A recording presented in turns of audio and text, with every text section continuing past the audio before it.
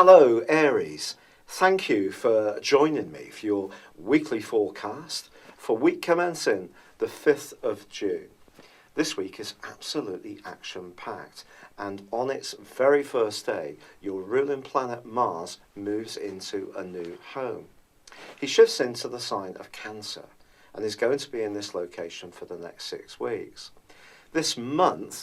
Later this month, he's going to be going into an opposition with Pluto, and this could coincide with a time when you're thinking very carefully about where you live, and it could also be that you're thinking about upscaling in some way, or perhaps even running a business from the comfort of your abode. Mars moving into this location, I have to be honest, it's not its favourite spot, but this is a week where it continues to forge a lovely angle with Venus. But Venus moves into a very fortuitous location for you on Tuesday. For the next 28 days, this can trigger some improvement in your financial circumstances, your appreciation of all the good things in life, whether it's more luxury items or the things that we can get simple but very divine pleasure from, are certainly going to be enhanced. And this week particularly, if you do find yourself just doing something like going for a walk in nature, especially you have a dog perhaps, or you meet up with a friend and just have lunch, but you really can connect and enjoy sharing the things that really sum up the connection that you have. Perhaps if there's a real history between you, that's something you can really celebrate. But this is also a week when on Wednesday, Mercury, the planet of communication, moves into Gemini. Now, the sign of Gemini has been absolutely buzzing with activity of late, which has been marvellous for you, because I think you've probably found yourself a lot busier, and there's been lots of exchanges of information, ideas, lots of bright and breezy conversation. But if you remember last week, the Sun, also in this location, started to square up with Neptune.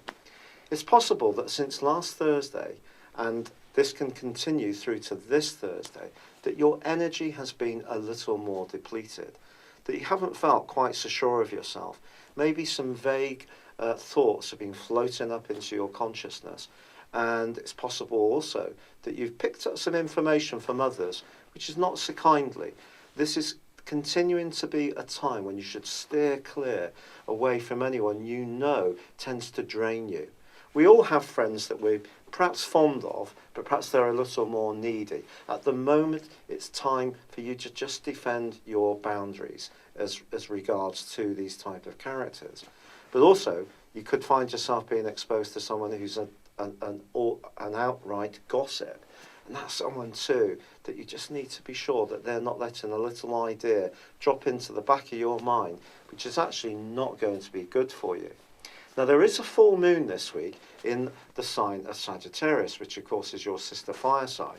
For you, this is about travel, it's about expansion, it's about adventurism. And if you are wanting to change an element of your everyday life and you're discussing it with someone who's important to you, don't necessarily expect that they're going to be agreeable to what you want to achieve.